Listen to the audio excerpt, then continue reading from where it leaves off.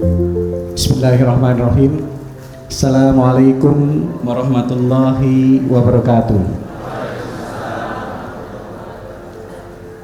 Alhamdulillahilladzi azzana bil iman bih wa hadana ila ajimi syariati wa as'adana bittiba'i afdali rasulih. Allahumma shalli wa sallim wa barik ala sayyidina Muhammadin wa ala alihi wa sahbihi ajmain. Amma ba'du. Yang kami hormati Ustadz Dasat Latif, terima kasih telah memenuhi undangan kami. Yang saya hormati Pak Ade Karwo, Dr. Haji Soekarwo SH MHum. Yang saya hormati Dekan Fakultas Ekonomi dan Bisnis, para wakil rektor di sini juga ada Prof. Ardianto. Nah ini yang tidak boleh saya lupa, yaitu ibu-ibu Dharma wanita. Kelihatannya semuanya hadir ini karena ingin mendengarkan tausiah dari Dasat Latif. Ini kalau kita mengenal, kalau tertinggi itu kan Panglima, Ustadz ya. Kalau ibu-ibu ini Pak 6, Ustadz. Jadi di atasnya Panglima, gitu ya. Pak 6, termasuk rektor juga tunduk pada ibu-ibu kan gitu. Yang saya hormati di sini ada Pak Sugiat, terima kasih atas kehadirannya, Prof. Bambang. Yang saya hormati para wakil dekan, para dekan terutama. Para dekan juga cukup banyak ini yang hadir. Ya, Prof. Mira dan sebagainya. Lalu juga para alumni, gitu ya, para alumni dan juga para mahasiswa serta hadirin sekalian yang mungkin tidak bisa saya sebutkan satu persatu. Alhamdulillah kehadiran Ustadz Dasat Latif membawa kesejukan bagi kita semua. Yang berbahagia para pimpinan Fakultas Ekonomi dan Bisnis, segenap dosen, tenaga kependidikan seluruh sivitas akademika, serta para hadirin yang dicintai oleh Allah Subhanahu wa Ta'ala.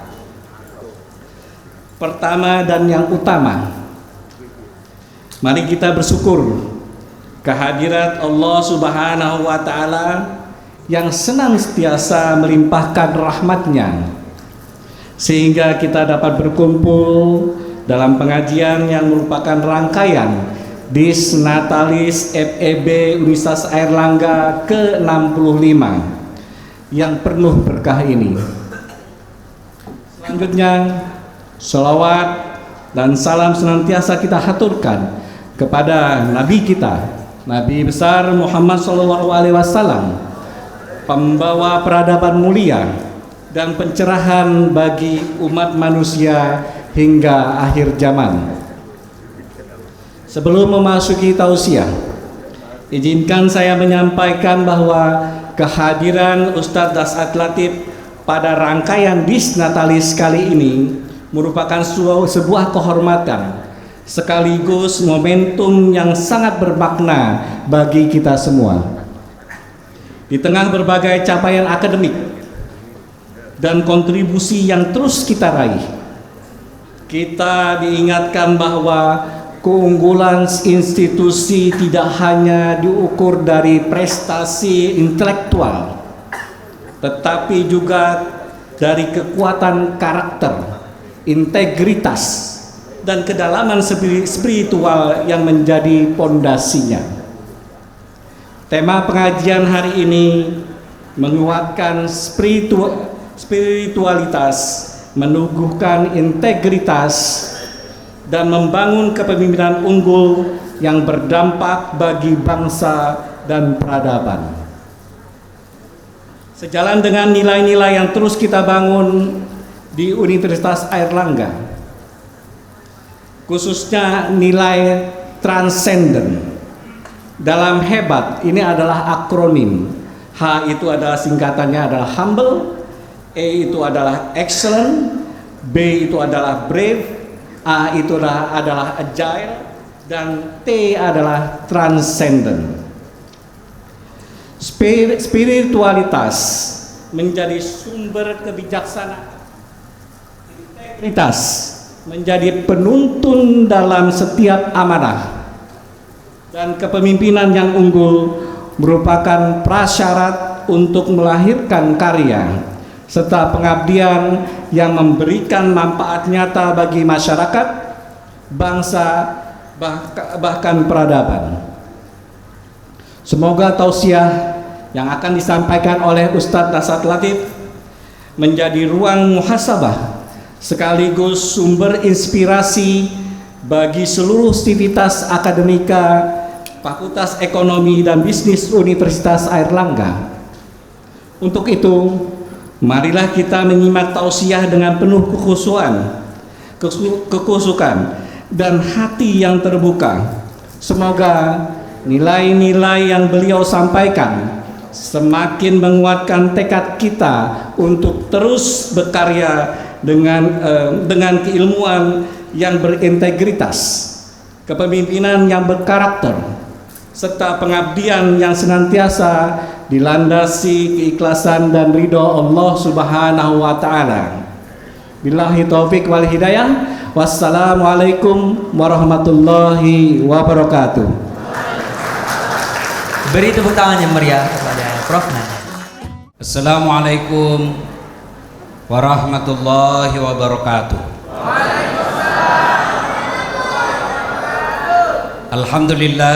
Alhamdulillahi rabbil alamin.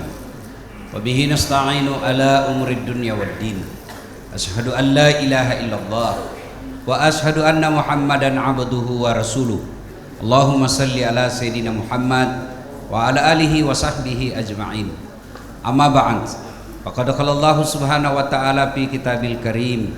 Bismillahirrahmanirrahim. Ya ayyuhalladzina amanu dukhulu fi silmi kafatan wa la tattabi'u khutuwatis syaitan innahu lakum aduwwum mubin.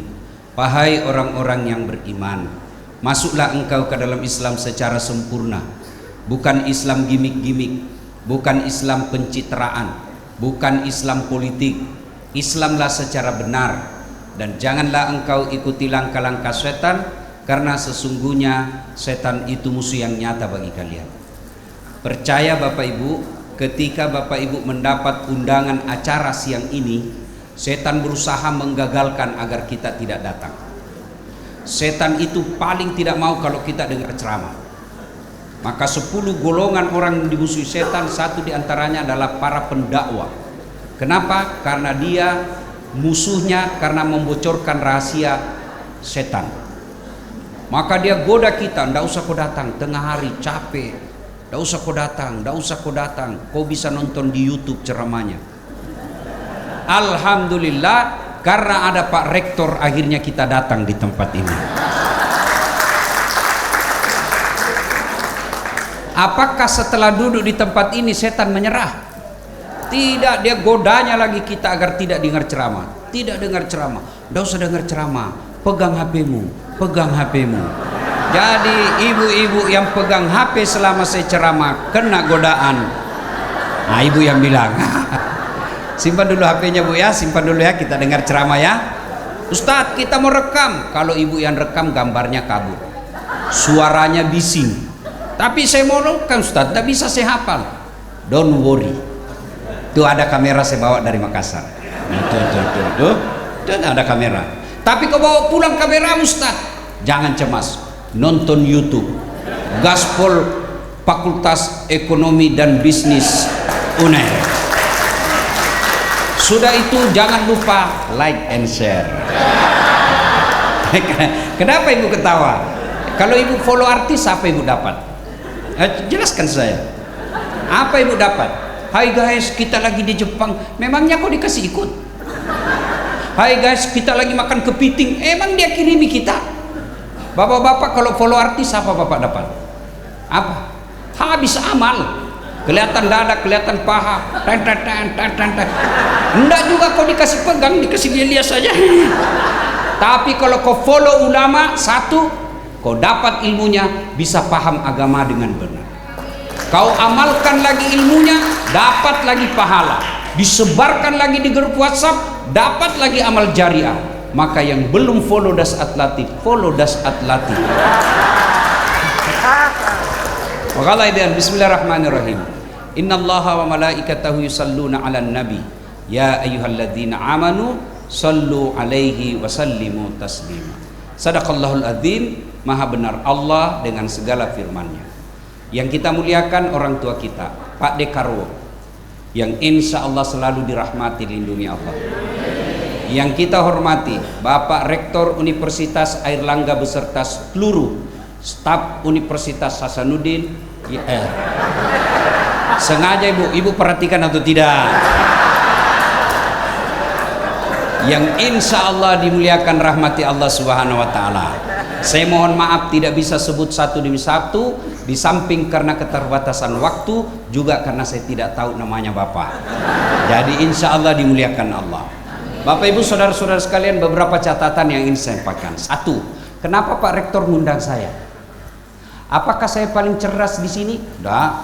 Apa karena saya paling paham agama? Saya tahu di sini banyak orang gontor. Lalu kenapa Das Atlatif? Karena saya yang paling banyak follower saya. Itu aja alasannya, tidak ada yang lain ya. Dua, kenapa sih setiap orang sambutan selalu ada Alhamdulillahi Rabbil Alamin? Kenapa selalu dimulai dengan Alhamdulillahi Rabbil Alamin? Saya mau tanya, ibu-ibu, ada ndak di sini mau saya kasih uang 2 miliar tukar dengan ginjal? Mau ibu? Berarti bukan 2 miliar yang mahal, ginjal. Tuan-tuan, Bapak makan rujak cingur, itu demi Allah di situ ada racun. Mata kita tidak bisa membedakan mana racun mana tidak. Allah hadirkan ginjal. Untuk apa? Memisahkan ini racun, keluarkan melalui 3 jalur. Belakang, depan, air keringat, dan napas. Maka orang kalau rusak ginjalnya, hitam tubuhnya. Kenapa? Penuh racun. Tadi makan Pak, kita bisa bedakan mana kerupuk yang lama dan baru. Apa dengan mata? Tidak. Saraf. Bapak sudah tua ini. Saraf. Dan hebatnya lagi nih gigi, Allah batasi tumbuh dan panjangnya.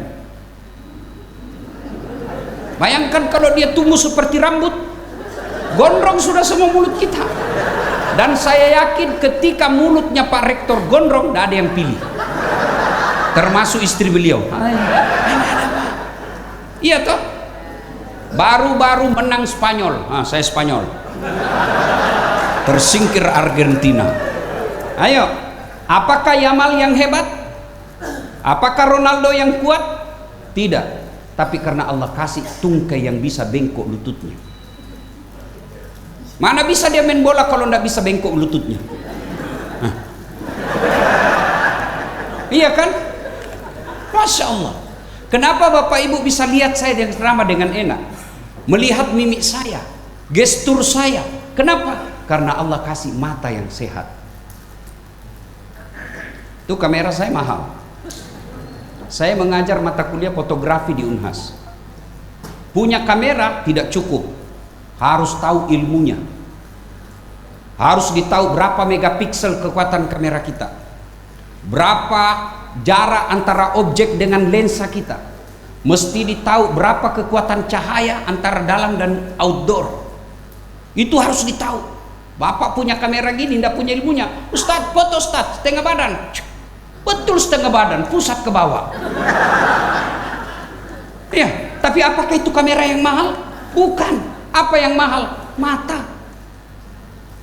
Biar Bapak punya kamera tidak ada mata. Dan hebatnya lagi nih mata Pak, autofokus. Tidak perlu Bapak putar-putar. Siapa ya? Oh Pak D.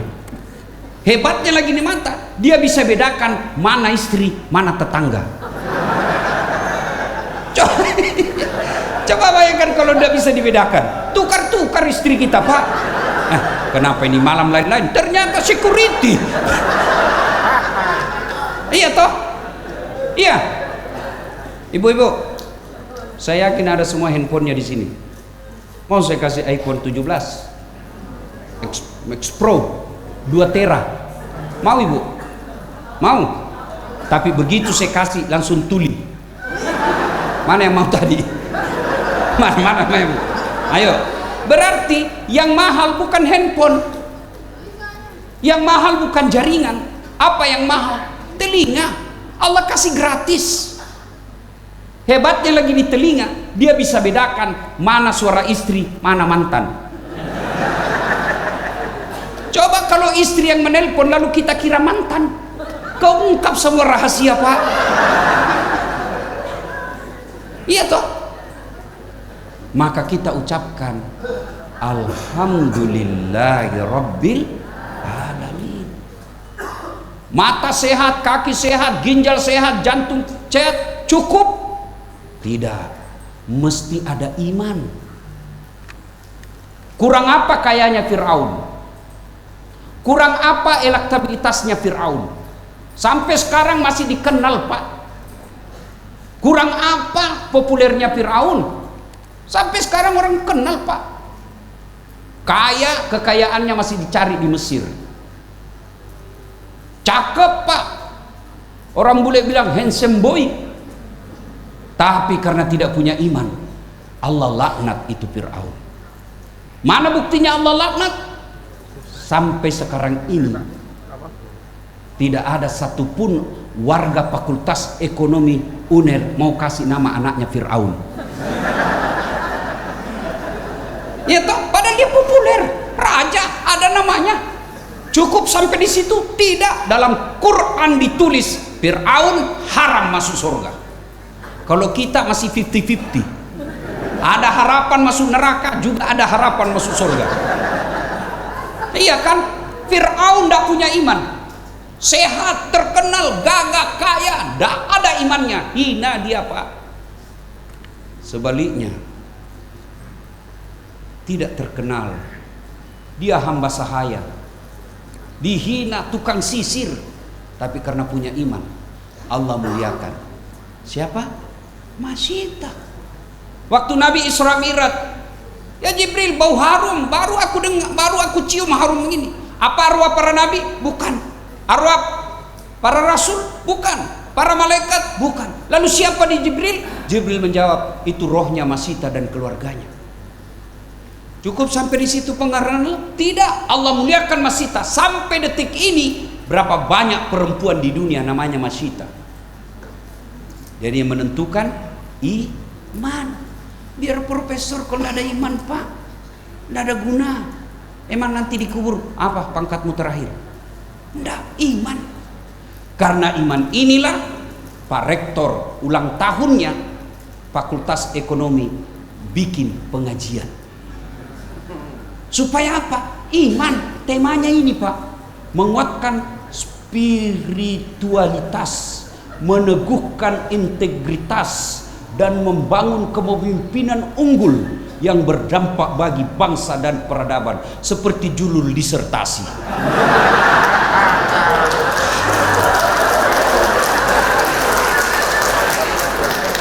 Orang komunikasi ini, Pak, judul ini tidak terlalu efektif, bingung saya, Pak. Baik, saudara-saudara sekalian, jadi kita hadir di sini ingin iman, Pak, panggilan iman. Mau kalau Pak ibu-ibu bisa disebut tadi Pak Rektor, ini biasa kalau pengajian begini Ustaz, sepi ibu-ibu. Kali ini ibu-ibu ramai karena ada mu. Kalau ibu mau lihat Dasat Latif, kecewa, Bu. Pendek, hitam, ceper, PC. Kau tengoklah muka saya ini, Bu. Lebih gagah Pak Karwo. Betul beliau gagah, tapi saya penuh pesona. Mana buktinya? Ibu-ibu semua mau foto sama saya toh. 1, 2, poin kedua, selalu bersyukur kepada Allah Subhanahu wa ta'ala. Poin ketiga, Bapak Ibu saudara-saudara sekalian, kalau saya tidak disenang rektor di Unhas, ada pilihan tidak? Ada pilihan? Ada. Pindah ke UNER. Iya toh? Iya. Bapak-bapak ikut pilkada kalah, ada pilihan? Ada Pak. Tanding lagi akan datang. Prabowo 4 kali Pak. Ayo, sedulur-sedulur, pergi merantau ke Sulawesi. Sulawesi kada nyaman, kata orang Banjar. Di Sulawesi tidak enak, ada pilihan? Ada, mulai rek. Iya. Balik ke Jawa, mangan orang mangan yang penting ngumpul. Nggih. Nggih? Iya, Pak. Bapak pergi merantau ke Malaysia. Di Malaysia tidak nyaman, ada pilihan, balik ke Indonesia. Saya tidak disenang sama gubernur. Tidak ada tempat lain yang bisa. Ada pilihan? Ada Pak, pensiun dini. Selesai urusan. Ayo. Ibu-ibu, suami nakal, tidak bertanggung jawab. Ada pilihan? Ada. Pulangkan saja aku pada ibuku, atau lihatlah tanda bekas tampar sering kau lakukan, menutupi salah. Samakah aku yang dijual orang, hingga sesukamu kau lakukan itu? Kau berarti saya yakin yang hadir di sini orang tua Pak, nggak ada mahasiswa, karena ini lagu zaman dahulu kala Pak. Tapi lagu macam itu jauh lebih terhormat daripada lagu mak-mak sekarang. Cikampek, Tasikmalaya, aku capek gara-gara. Apa kau dapat itu capek? Putar ke kiri nona, sekarang kanan kiri kanan kiri. Apa kau dapat itu kiri kanan kiri kanan? Ada pilihan. Suami tidak tanggung jawab, ada pilihan. Balikkan saya ke orang tuaku. Bapak-bapak, istrimu cerewet, malas masak, ngabisin duit aja, tidak menghormati mertua. Ada pilihan? Ada Pak, 2, ganti atau tambah. Iya toh? Iya. Maknanya saudara-saudara sekalian, menderita di dunia masih ada harapan. Menderita di dunia tidak mungkin kau menderita 24 jam. Minimal ketika kau tengok ceramah Dasat Latif ketawa-ketawa. Iya. Tapi tolong jawab dengan jujur. Ketika masuk kubur dan tidak nyaman, ada pilihan? Ada pilihan? Enggak. Masuk kubur ketemu malaikat, enggak enak, balik dulu deh. Begitu Bapak balik, viral satu dunia Pak. Dan begitu Bapak datang lagi mengajar, enggak ada yang mau masuk ke fakultas Pak. Maknanya ketika menderita di kubur, enggak ada pilihan. Senang tidak senang, tinggal kau di situ, enggak boleh kau keluar. Alhamdulillah, Nabi memberita gembira. Nabi memberitakan berita gembira. Meskipun engkau sudah dikubur, ada 3 amalmu yang bisa terus mengalir meskipun engkau sudah jadi tulang belulang, yang kita kenal dengan amal jariah. Apa itu amal jariah? 1, anak yang soleh dan soleha. Ibu-ibu, saya mau tanya Bu, jawab ya. Bisa ndak anak kita jadi Kapolres kalau bukan polisi? Bisa? Ndak mungkin. Bisa ndak anak kita jadi anggota DPR ndak terpilih caleg? Bisa, bawa kursi sendiri, beling-beling. Iya kan? Ayo, ayo. Bisa ndak kita sarjana tidak punya ijazah? Nah, salah paham lagi nih ya. Nggak ada hubungan sama itu, nggak ada hubungan. Saya berlepas diri, bukan tanggung jawab saya. Anda yang mengarahkan pikirannya. Ayo. Bisa ndak anak kita Jadi dokter ndak pernah kuliah fakultas kedokteran? Tidak mungkin. Bisa ndak anak kita jadi tentara ndak pernah daftar tentara? Ndak mungkin. Tapi tolong jawab. Bisa ndak anak kita soleh dan soleha meskipun ndak ada sekolah? Bisa. Bisa. Sayangnya iblis berhasil membelokkan kita sehingga kita lebih bangga anak kita jadi anggota DPR meskipun kita ndak pernah lihat dia sholat. Kita lebih bangga melihat anak kita jadi kontraktor meskipun yang dia curi adalah uang MBG.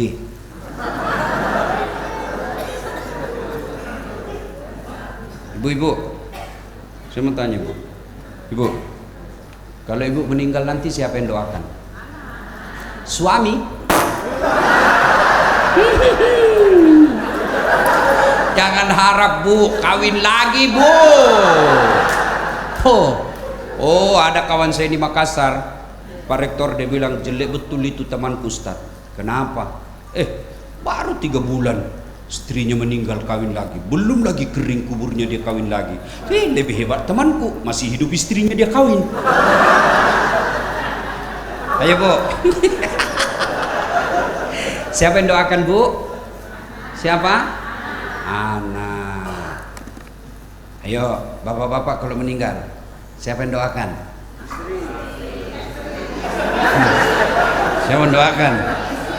Teman. Jangan percaya pak. Lihat itu grup WhatsApp. Kalau ada yang meninggal anggota grup, jangankan baca doa, ketik doa aja dia malas.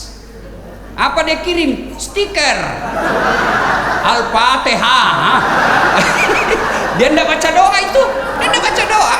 Ayo, siapa yang doakan kita? Anak.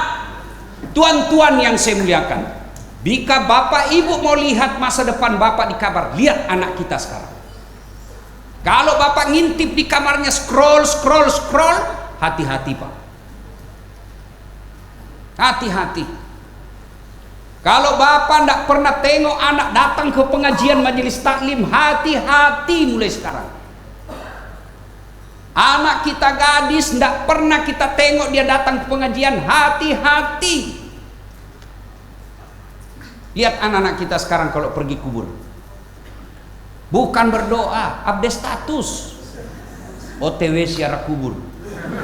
Hai guys, sampai di kubur bukan baca doa, update status, goodbye daddy. Hati-hati pak, hati-hati bu.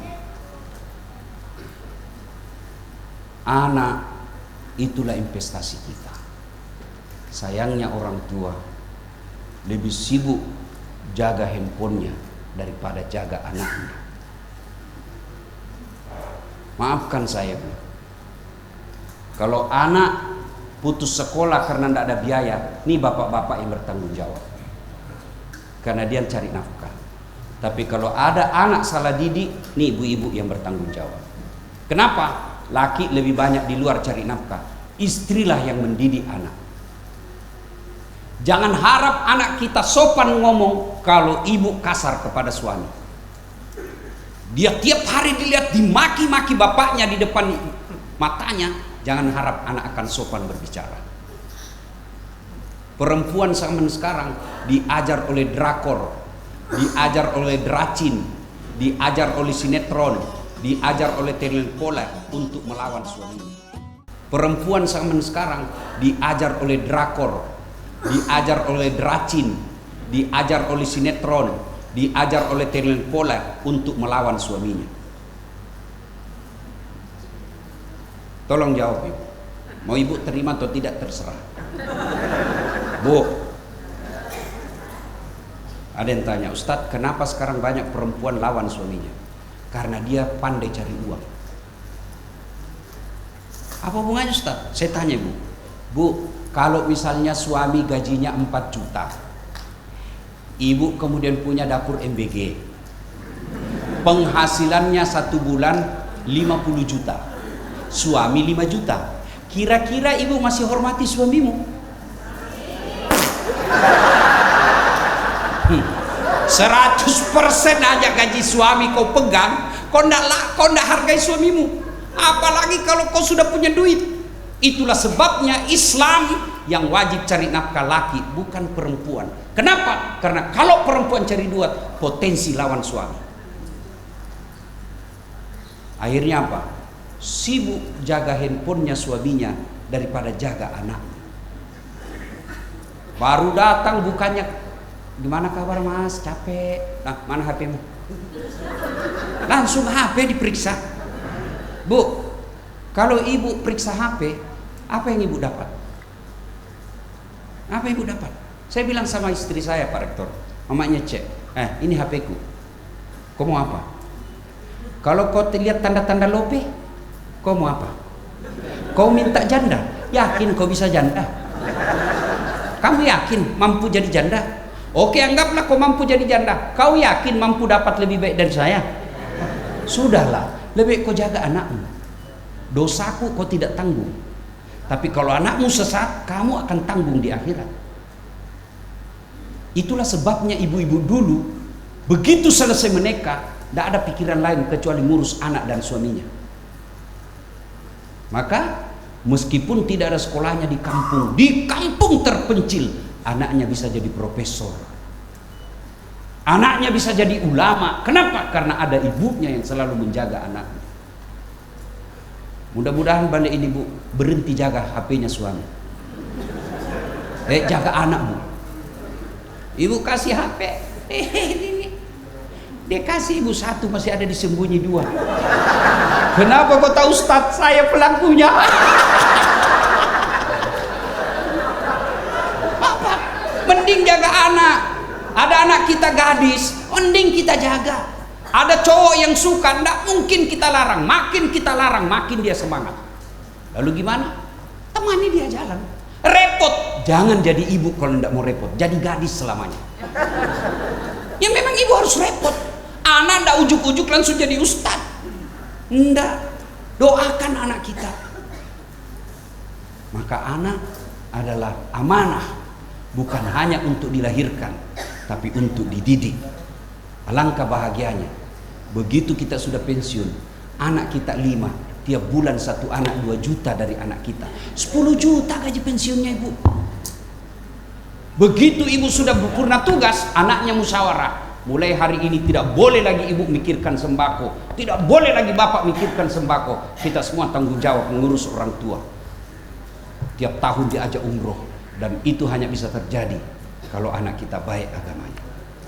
Kalau dia cerdas tidak baik agamanya, dia akan mempermalukan keluarganya. OTT, korupsi.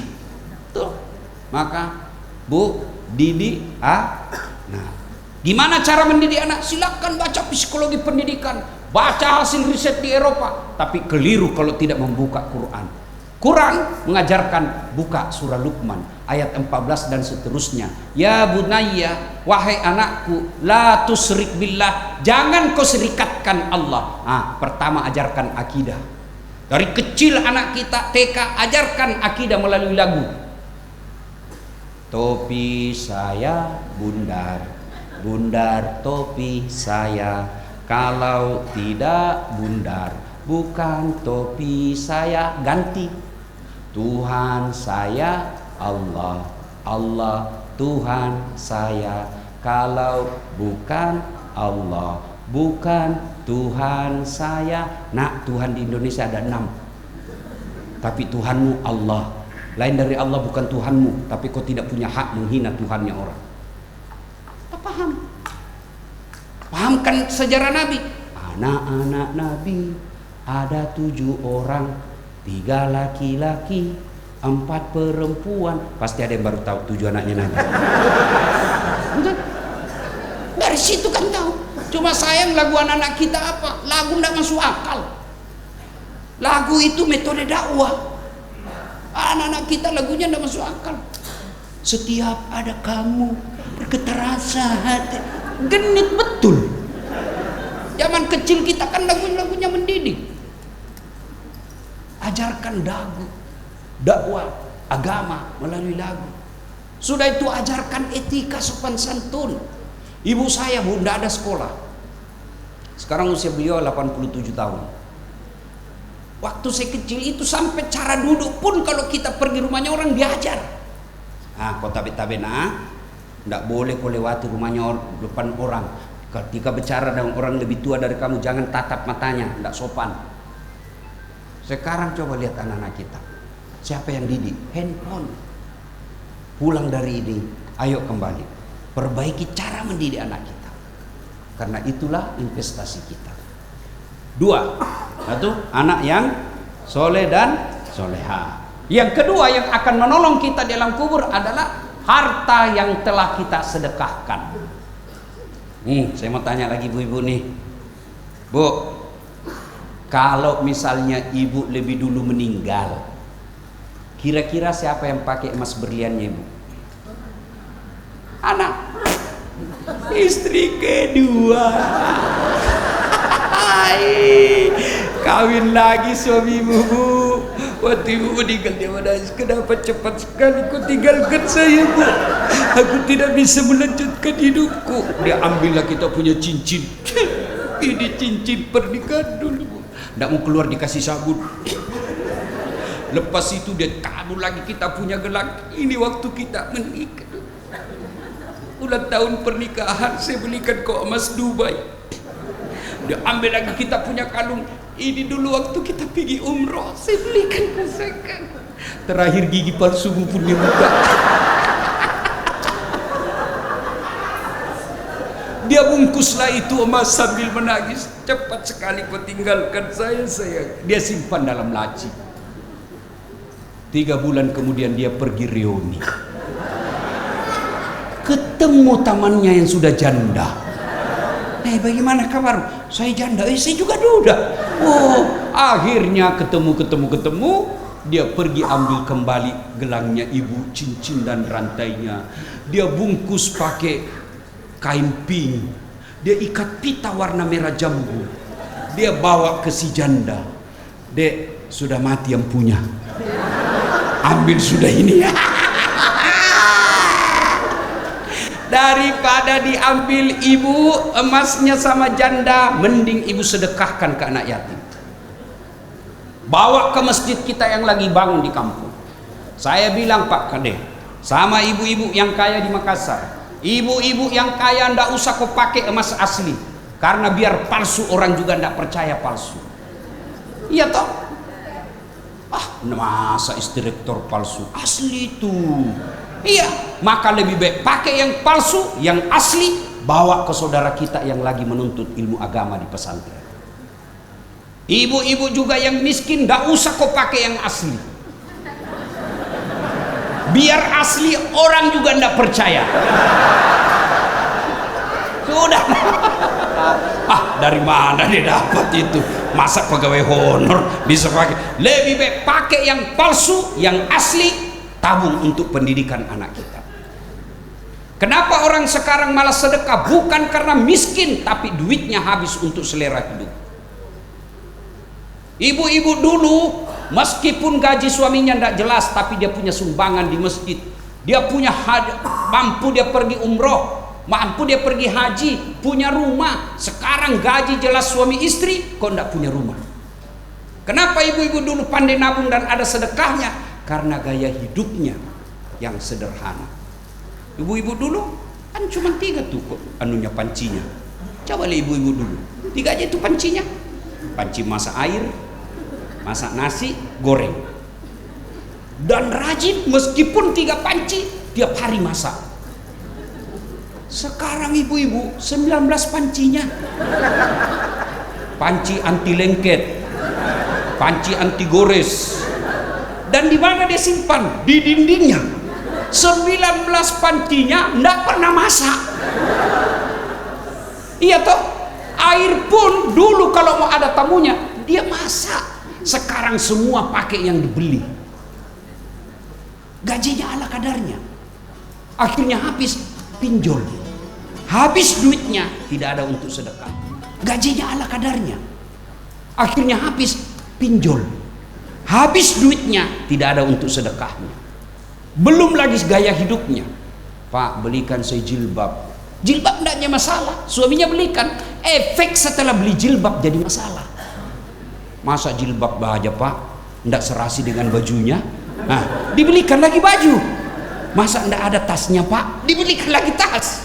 Masa ndak sesuai dengan sepatuku? Dibelikan lagi sepatu.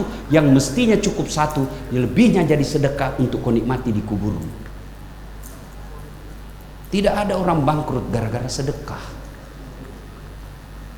Dan tidak ada orang mulia karena dia pelit. Mau bukti? Saya tanya, ibu-ibu, senang rektor pelit atau dermawan? Dermawan. Bapak-bapak senang dekan pelit atau dermawan? Dermawan. Senang tetangga pelit atau dermawan? Senang teman pelit atau dermawan? Tuh, tidak ada yang suka orang pelit. Bahkan orang pelit sekalipun tidak suka sama orang pelit. Dia bilang tidak usah ke rumah aja pelit, padahal dia juga pelit Pak. Dermalah Pak, bersedekah. Tolong carikan saya di Surabaya ini yang bangkrut gara-gara sedekah. Carikan saya. Tidak ada orang bangkrut gara-gara sedekah. Bersedekah. Nah Allah pasti ganti. Siapa yang bilang? Quran. Kau sedekah ibarat menanam satu biji. Yang satu biji itu tumbuh 7 bulir. Yang setiap bulirnya mengandung 7 buah. 100 buah. Artinya apa? Satu batang 100 biji buahnya kali 7, 700. Allah balas 700 kali lipat. Itu janji Quran. Yang penting hakul yakin. Jangan sedekah betul ndak, betul ndak, ndak itu. Ana inda sonni abdi bi. Saya tergantung sangka hambaku. Kalau dia sangka saya ganti, saya akan ganti. Saya bukan mau takabur, ini motivasi. Saya tidak kaya Pak, tapi alhamdulillah sudah 4 masjid saya bikin. Satu masjid nama bapak saya, satu masjid nama ibu saya, satu masjid nama saya, bukan Dasat Latif, Darus Sa'adah. Kemudian satu lagi di kompleks saya. Dan setiap Jumat makan gratis hampir 700 bungkus. Nggak ada pungut biaya, nggak ada celengan. Biasa orang bilang, kok bisa? Ya saya juga bingung, kok bisa? Allah akan menolong kita Pak. Ibu-ibu percayalah, apalagi yang sudah muka-muka sakaratil maut. Mana ini. Berdermalah Bu, berderma. Jangan berharap nanti anak. Iya kalau anak ingat kita. Bapak-bapak ada harta Pak, berderma. Jangan sampai bapak mati meninggal mendadak, istri masih muda dia kawin lagi. Begitu dia kawin lagi, suami kita uang tabungan, suami barunya dia pakai beli Harley. Begitu dia pakai Harley, dia boncenglah istri kita, pakai motor barunya. Lalu dia bilang suaminya, di mana kuburnya mantan suamimu? Dia bilang, lewatlah kau di kuburan. Lewat di kuburan, karena dia tanya di mana, karena dia lagi memeluk, ndak mau dia lepas tangannya. Mana kuburnya? Dia tunjuk pakai kaki Pak. Itu kuburnya suamiku. Pakai Harley ditunjuk. Hati-hati Pak, bersedekah. Hati-hati, sedekah. Yang ketiga, saya ulang ya. Pertama, anak yang.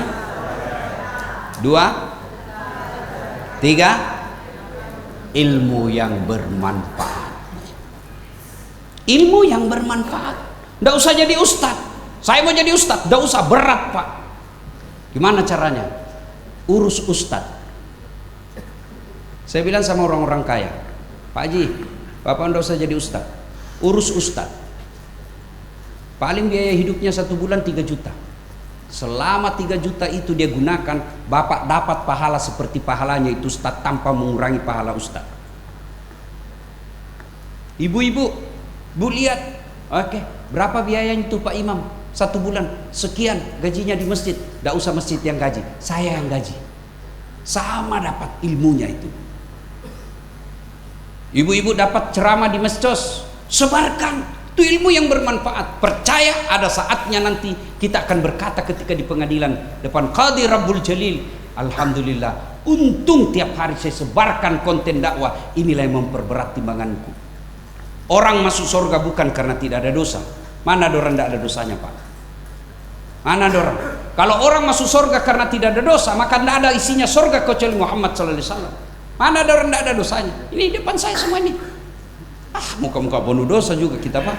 Ini yang bicara, banyak juga dosaku Pak Rektor. Apalagi kalau saya pergi jogging, habis amalku Pak. Baru turun dari mobil sebelah kanan ketek, mundur ke depan pantat, maju lagi dada, habis amal saya. Kata mahasiswaku, kenapa kau lihat Ustaz? Pasti dilihat, barang bagus. Lalu kenapa orang masuk surga? Karena kebaikannya, amalnya lebih berat daripada dosanya. Maka kesimpulannya, kalau tidak bisa memperbanyak amal, jangan banyak dosa. Kalau yakin banyak dosa, harus lebih banyak lagi amal kita supaya ditimbang lebih banyak kebaikan. Maka ilmu yang bermanfaat.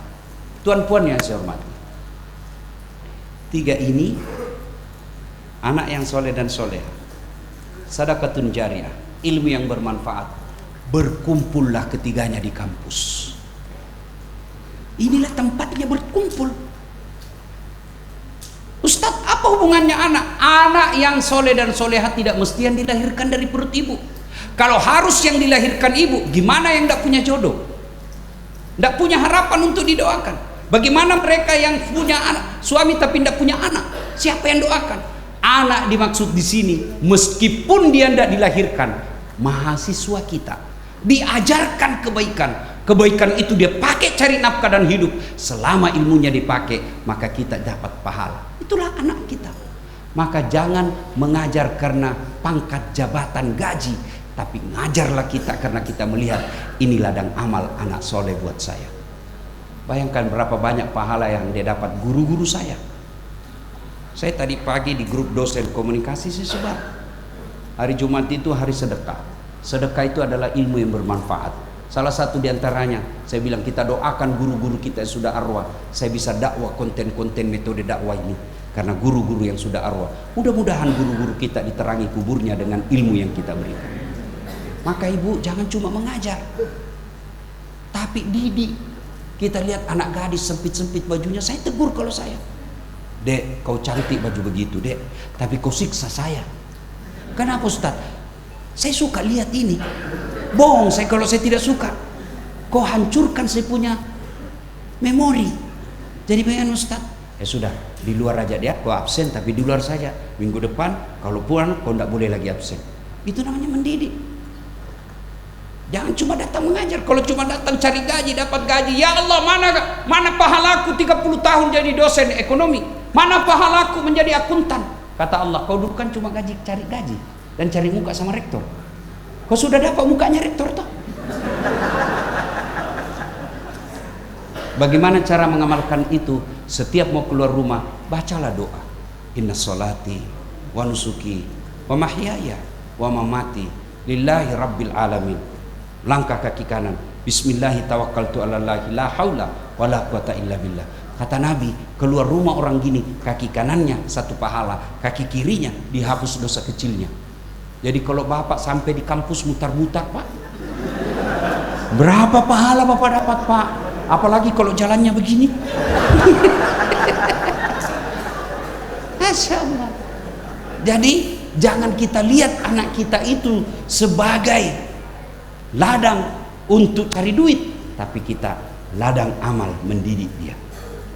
Anak kita di rumah paling 2, tapi anak didik kita di kelas 1, kelas 40 sampai 60 orang, itu ladang amal buat kita.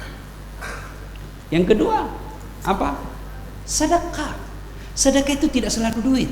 Sedekah itulah ilmu. Sedekahnya para ulama, ilmunya. Sedekahnya orang kaya, hartanya. Sedekahnya para pejabat, jabatannya. Itu sedekah. Maka ketika mengajar, niatkan sedekah. Ilmu yang bermanfaat, itu lagi. Maka berkumpullah ketiga-tiganya ini. Maka merugi kalau kita datang mengajar hanya datang untuk cari pangkat, jabatan dan gaji. Kalau selama ini kita lakukan, ayo kembali luruskan niat. Luruskan niat. Innamal a'malu binniyat. Amal itu tergantung dari niat. Tuan-tuan yang saya hormati, kalau saya bilang, Dek, tolong kasih saya gelas, maka dia akan kasih saya gelas, ya kan? Dek, kasih saya gelas, dia kasih saya gelas. Tapi begitu saya bilang, Dek, tolong kasih saya air minum, maka ada airnya ikut gelasnya. Ya kan? Iya. Kalau bapak niat hanya cari gaji, gaji dapat, akhirat lepas. Tapi kalau niat lillahi ta'ala, dunia dapat, dunia akhirat. Nah inilah kesimpulannya judul yang terlalu panjang tadi. Mudah-mudahan ada manfaat. Lebih dan kurangnya mohon dimaafkan. Usikum wa nafsi bitaqwallah fastabiqul khairat. Assalamualaikum warahmatullahi wabarakatuh.